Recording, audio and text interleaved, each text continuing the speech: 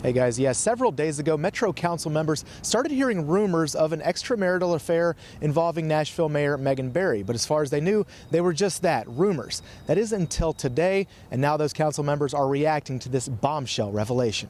What can you tell us? Yeah, Eric, we were both here 5 weeks ago when Megan Barry was apologizing for cheating on her husband, but she was refusing to resign. Well, in a remarkable turn of events, that changed today. It's a stunning fall from grace for the woman who made history as Nashville's first female mayor. The same supporters cheering on Megan Barry on her election night in 2015 watched as her successor was sworn in less than 3 years later.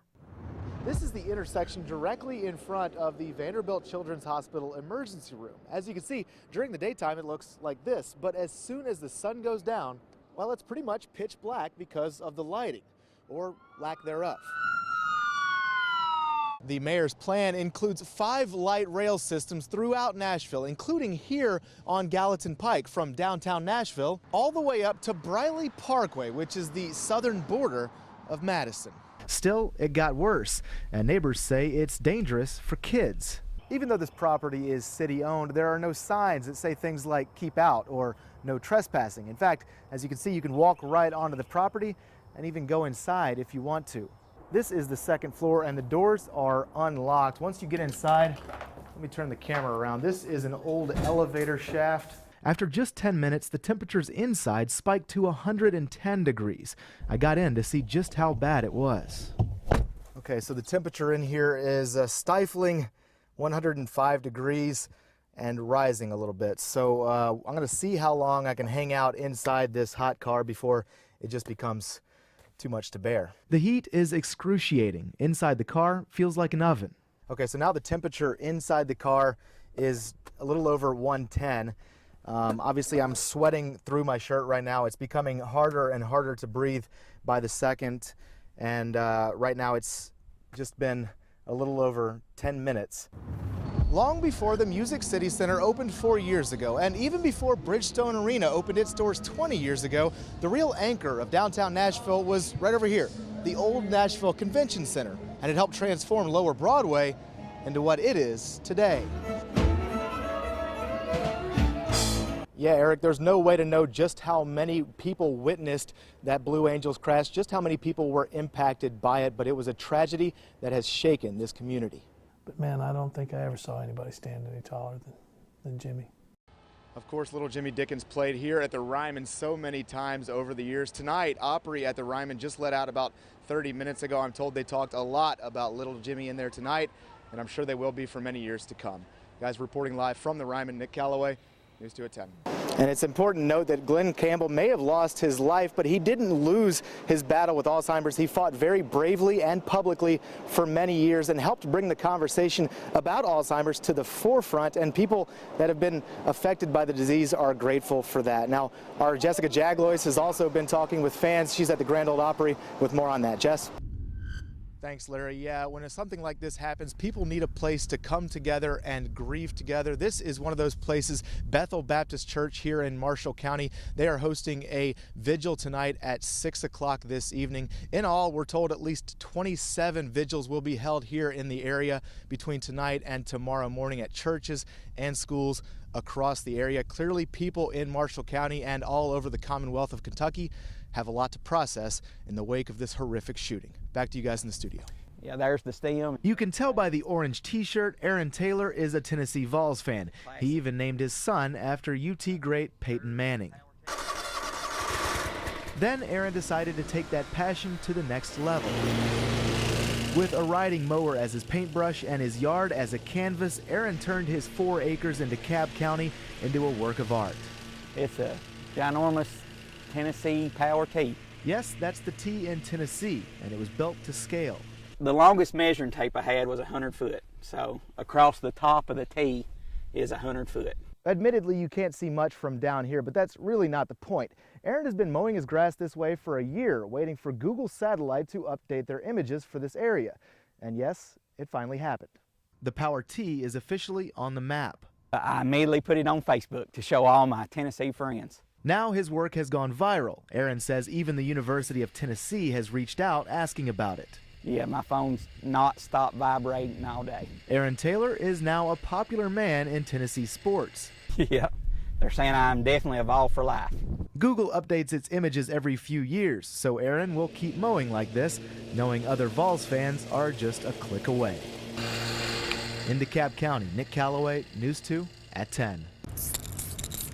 Resting in the shadows of the new Nashville, this old building in the Gulch is getting a new look. Just bring some life to this wall. Artists Nathan Brown and Chris Zidek. I'm working on a large geometric gradient piece. Two different styles on one wall. He's coming from the other side, and we're going to meet in the middle with both of our styles. It's a trend all around Nashville. Murals painted on buildings old and new, popular spots for selfies and city pride. Nashville's next mural project is an ambitious one. The idea is to take that, a 13-story abandoned grain silo, and give it a makeover. The old silo towers over the Nations neighborhood in West Nashville. It's an eyesore for many who welcome a change. World-renowned Australian artist Guido van Helten has signed on to transform the silo. Guido specializes in large-scale works of art on buildings, silos, even boats. I find these buildings and these structures interesting. I like their look, I like the aesthetic of this old concrete, and I like to bring human images out of the concrete. Guido was introduced to the neighborhood Tuesday. He'll start painting over the weekend. In the meantime, he'll choose his muse, whose face and form will grace the side of the silo, possibly for decades to come.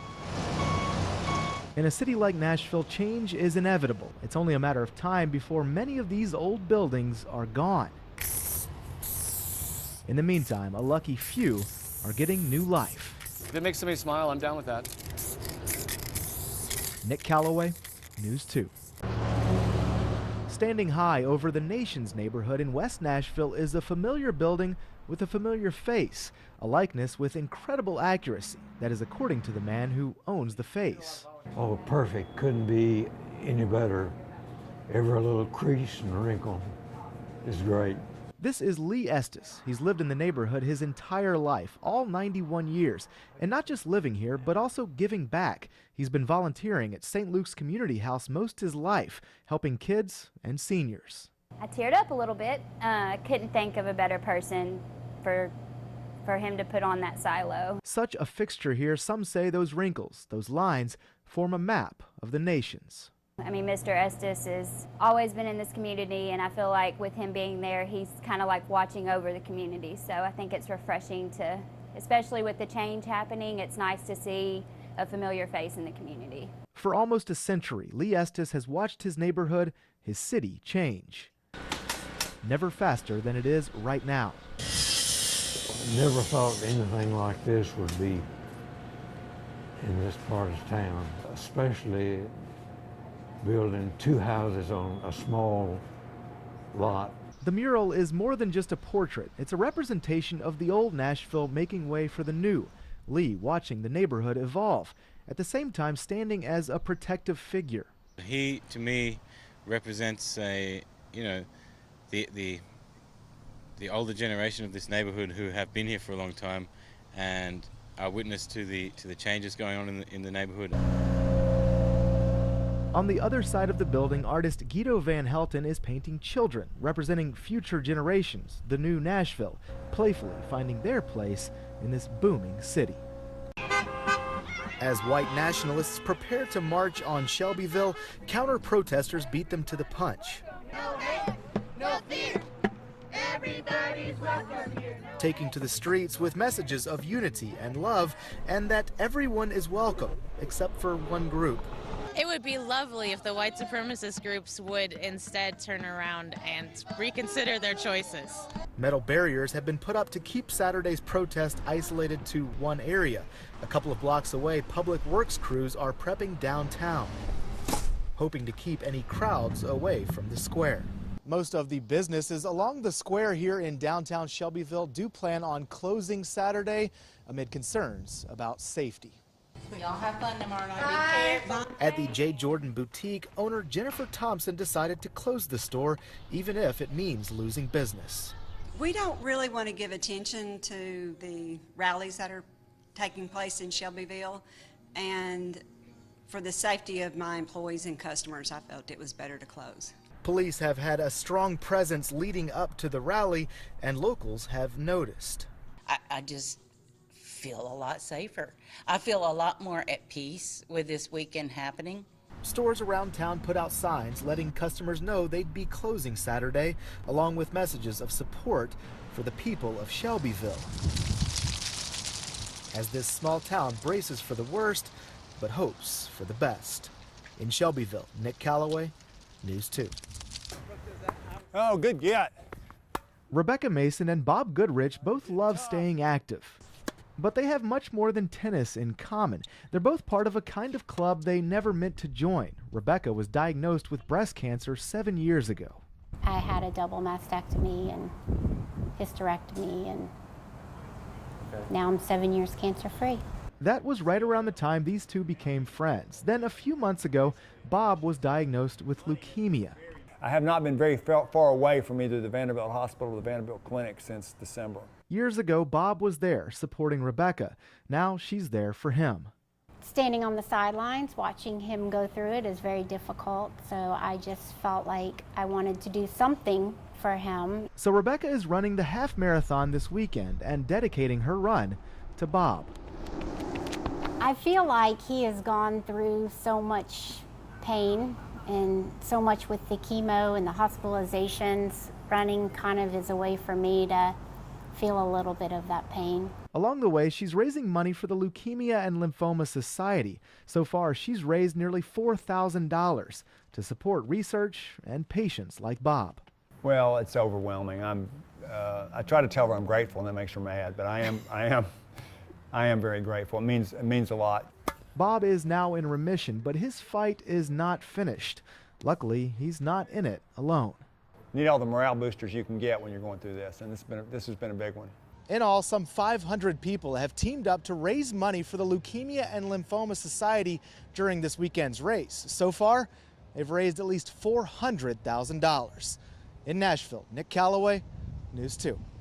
The people of Tennessee have been through deadly flooding before. They've seen the devastating impacts the water can have. So it makes sense the people here want to help out the people of Texas. So it's going to be like brown hoppy ale. Yazoo Brewing has been serving Tennessee craft beer since 2003. After the devastation from Hurricane Harvey, Yazoo is looking to serve Texas too. So on Thursday at Yazoo's tap room in the Gulch, every dollar that comes through the door will go to charities helping the people of Houston. So we're not doing a portion of proceeds, so on and so forth. We're doing everything that comes to the door. It's a lot easier to keep track that way. For fans of Yazoo Brewing, it's an opportunity to grab a local beer and help the cause. Well, I think it's a brilliant move on Yazoo's part. It's also really kind and thoughtful. It's like such a very tangible way to help. Yazoo isn't the only local business giving back. Over at Project 615, the apparel company is donating 10% of every purchase this week to Harvey relief. So Project 615 is all about supporting community, loving your neighbor, and Texas is certainly part of our nationwide community. So we want to show them that we love them and we see them and we're here to help. Restaurants are also donating money to help victims. That includes Jack Brown's Beer and Burger Joint in Germantown and the Florida-Georgia Line House downtown. The list goes on, and for many, the gestures of goodwill are not surprising. You know, this is a volunteer state. And more from one end of the state of Tennessee to the other, everybody always wants to help out, whether it be the fires in East Tennessee or the flooding that we saw here, the things that go on in other parts of the state. We all just really want to help. For businesses, it's just good business. And for customers, the fundraising offers a way to buy local and help people in need. Nick Caloway, News 2.